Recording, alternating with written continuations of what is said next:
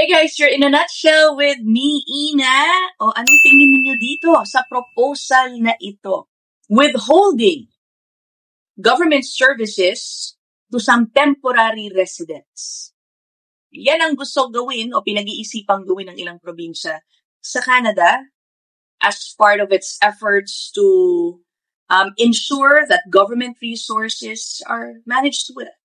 That immigrants also, the number of immigrants arriving to their locations are managed well. Again, dapat bang withhold ang government service sa ilang mga temporary residents o mga non-permanent residents? Una kong narinig yan sa Quebec, no? I think napag-usapan ko to in a previous episode. I will share with you that report talking about Quebec. Published more than a month ago sa CBC News. Quebec floats cutting services for non-permanent residents, government to focus on reducing non-permanent residents in Montreal and Laval. Pero kung basahin nyo yan, it was made clear in the article na kung sakali mang, seryosohin itong proposal na ito, they will only cut government services to refugees. Okay, refugees. Pero sa akin, I think it was just mentioned. It was just brought up as an option. I don't think Quebec is seriously considering it right now, unlike what is happening now in Alberta. Okay. Hindi naman sa gagawin na ito ng provincial government, pero nag-umpisa na pong magpa-survey ang provincial government ng Alberta tungkol dito. Okay, hinihingi, kumbaga nagko-consult, ang Alberta sa mga Albertans.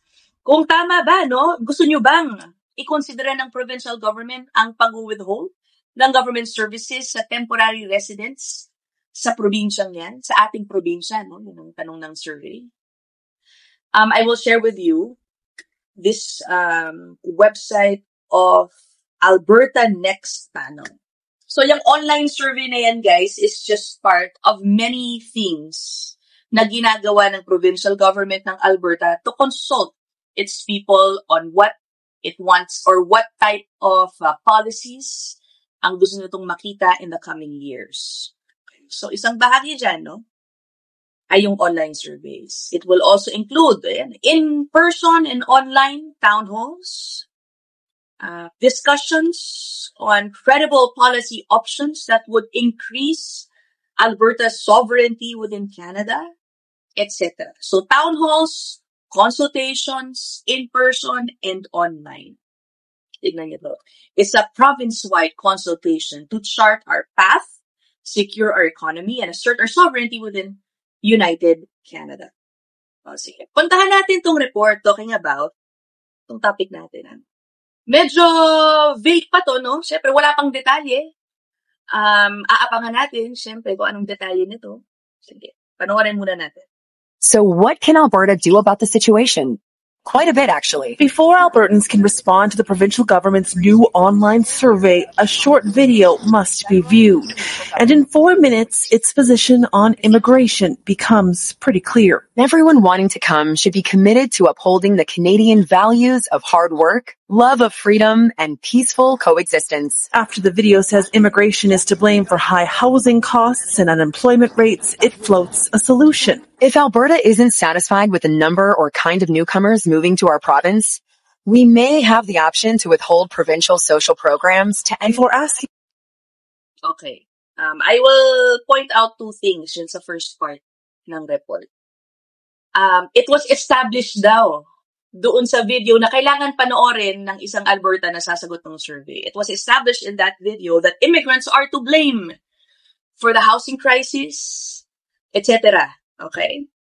I think at this point, some would also debate about that. Yes, of course, because of the sheer number or sheer volume of people that has arrived, not just in Alberta, but, all over Canada. Ang inevitable consequence niyan ay mas marami ang maghahatian sa existing resources, kahit saan man, whether the federal or provincial government. Pero ang argument po kasi ng ilan, di ba, which I think should be pointed out, is why blame the temporary residents who were accepted by the government. Okay. Tinanggap nyo sila. Tapos pagdating dito, you will blame them for many things. Di sana, to begin with, you were strict in accepting many of them or too many of them. What do you think about that? No? I think my point rin naman, yung ilang magsasabi na pinapasok nyo and then you realize that you accepted too many and then you do or you implement policies that would, affect their quality of life.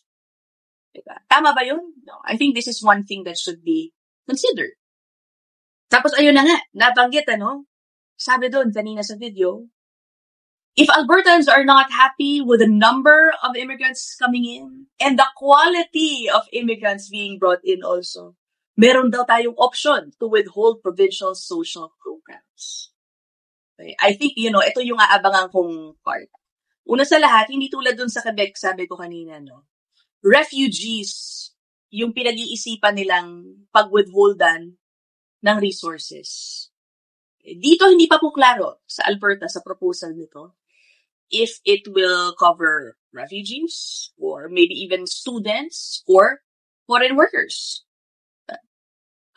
Tapos, what type of government services kaya will be withheld sakali mang matuloy ito into a government policy? Again, guys, initial stages lang po ito. Nagko-consulta lang po ang provincial government sa kanilang mga residente. Ang sabi po ni Premier Daniel Smith ng Alberta, kung ano man po ang magiging resulta ng survey na to, ay maaaring makaapekto sa mga tanong na ilalagay doon nila, maaaring ilagay sa isang referendum. Yan, referendum na maaaring isagawa next year. Pag narinig natin itong issue ng referendum, di ba? Unang naaalala natin dyan, yung magpapa-referendum daw kung gusto daw ng Albertans humiwalay sa Canada. I guess this survey will be part of that. No? Sige, tuloy na natin itong report na ito. Respondents if they agree.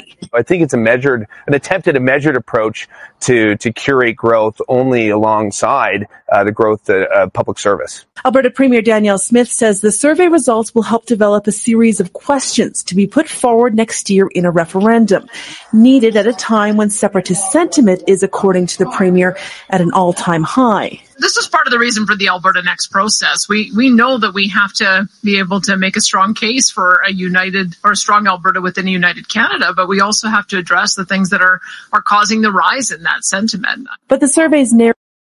I think I point out lang natin, sabi dun, may all-time high daw sa mga sentimentong nagsasabing dapat humiwalay ang Alberta sa Canada. Yes, I think there's an all-time high, but if we look back at surveys talking about this, while siguro dumadami, okay, ang mga Albertans na may ganitong pananaw, they still compose a minority in Alberta. And that is according to surveys na lumabas na rin po in some reports before. Narrative is concerning to those who work with immigrants, who say most newcomers arrive in Alberta with a work permit in hand. I would suggest that the survey is very scapegoating. It sounds like it's really not based on evidence or facts. Calgary's lone Liberal... Uy, ayun narinig niyo yun? It sounds like, sabi nung resource person, sino ba to? Kelly Ernst, Center for Newcomers, Chief Program Officer. Sabi niya, it sounds like the survey is scapegoating. Masyadong sinisisi yung mga newcomers o yung mga immigrants para sa problemang kinaharap ng probinsya. Yan din yung medyo nababanggit ko, sinasabi ko kanina. Let's also recall, just a few years ago, nagkaroon ng campaign ng Alberta, diba? Stop ko na nga itong report na to. I think medyo okay naman lahat. Just a few years ago, Alberta launched a campaign inviting people from different provinces to move there. Okay. Yes, nandito na to mga ni-invite nila. Pero sino ba ang usually yung papato dyan? Yung mga fairly new immigrants pa rin, yung mga newcomers pa rin, diba? Sila pa yung may mas malaking flexibility to move from province to province, diba? So just a few years ago, they had that campaign. Alberta is calling. Diba? And many heeded that call at lumipat doon. And then now what? Many of them may still not be permanent residents. And then now, after inviting them over, they are faced with this, potential future na, ay, baka, hindi pala tayo bigyan ng government services dito. Although, baka naman masyado lang ako nang mamadali. It might take a while naman, bago ma-enforce itong policy na ito dahil magpapa-referendum pa nga naman next year. But we'll see. So it would be worrisome for those who move there. Let's say, mga lumipad doon, naka-open work permit. O kahit mga estudyante, doon na lang nag-aral, di ba? Siyempre, after nila maging student, they are hoping to get work permit. So mahaba pa yung panahon na sila ay magiging non-permanent resident. So it could affect them, di ba? What do you think about this? Would you support this, di ba? Yung mga Albertans dyan na nanonood, yung mga kababayan natin, sinusuportahan nyo ba yan? At the end of the day, Albertans will decide here. Tayo ay wala lang, nangangalap lang ng inyong opinion. I would also love to hear some other arguments that you might have on why you would support this or not. Put them down there in the comment section. Ang sa akin lang, kasi pangalawang province na nagpo-float nito. Who knows? In the future, kapag meron ng mas concrete na decision dito sa usapang ito sa Alberta, who knows if other provinces will follow suit? What do you think? Let me know your thoughts again. Dyan po sa comment section. I look forward to reading them. I'll end this episode here. I'll see you guys in the next one. Bye!